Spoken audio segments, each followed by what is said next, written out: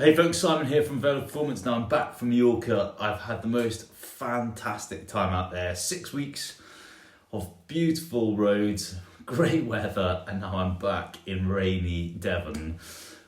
The point of this video this week is a coach's corner, talking about some of the things I've been talking about a lot with the training camps that I've run, and when the guys from Velo Performance came out on the last week of camp.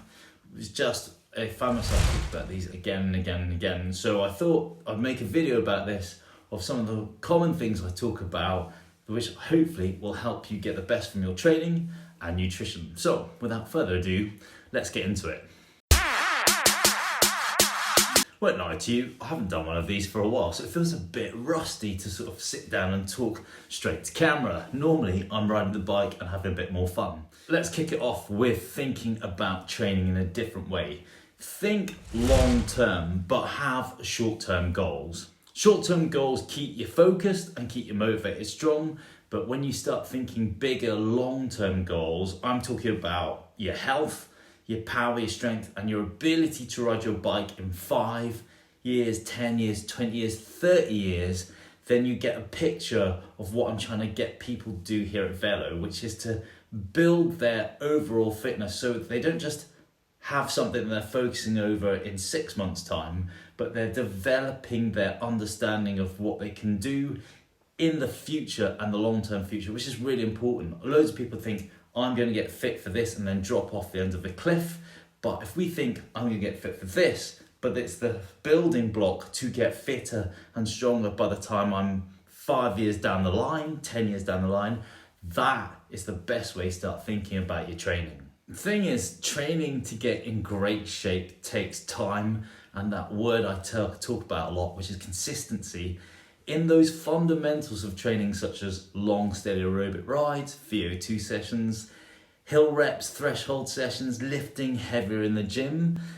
These all help you get stronger faster, and you have to put that effort in, not in just a short period, but it needs to be compounded over the years to really get the best benefit from it. And this is why I think a lot of people, when they just think short term, drop off the end of the cliff. They should be thinking long term to be in the best condition that they can possibly be in right through their life.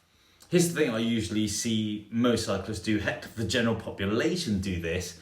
They're just not prepared to put them through the cells of hardship of that consistent hard work, which is why you often see people stopping and starting. They just aren't prepared to keep that consistency going even when hard times come along, because part of training means that you have to trudge through that training sometimes to get out the other side and feel really good in your training. Now obviously you can't keep drilling in the hard work and the volume and intensity. There have to be moments where you pull back and allow the body to recover and deload, and this is kind of where I come in to make sure you don't smash yourself into the ground week in, week out. Having said that though, hard work is part of the deal if you want to get and stay strong and fast on your bike. It doesn't matter what age you are, you have to be happy getting yourself into that position where you're pushing yourself a little bit when you're out of your comfort zone, because that's what it takes to improve yourself, improve your personal fitness, your health span, and your mental fitness. So the thing I'm trying to get across is to set your sights on your long-term personal investment in yourself. Nutrition is something else that I talked a lot about, especially your on-bike nutrition. If your on-bike nutrition is a little bit off, you won't get the result that you want, or at the very least, you're leaving performance on the table.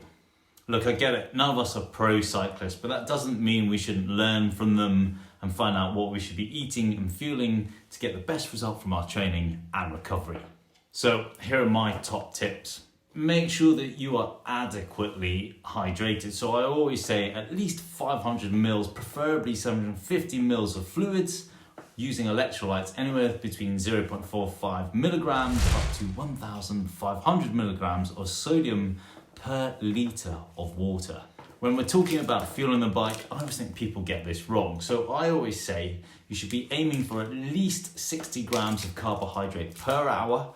And if you're working really hard or in an event where you want to put more power out, you want to be focusing up to about 90 to even 100 grams of carbohydrate per hour. It's something I found myself saying a lot over the last 6 weeks in Mallorca. If you feel like your legs are gassy the next day when you get on the bike, and you know that you are fit, then the issue is your hydration and your nutrition, not that you're unfit.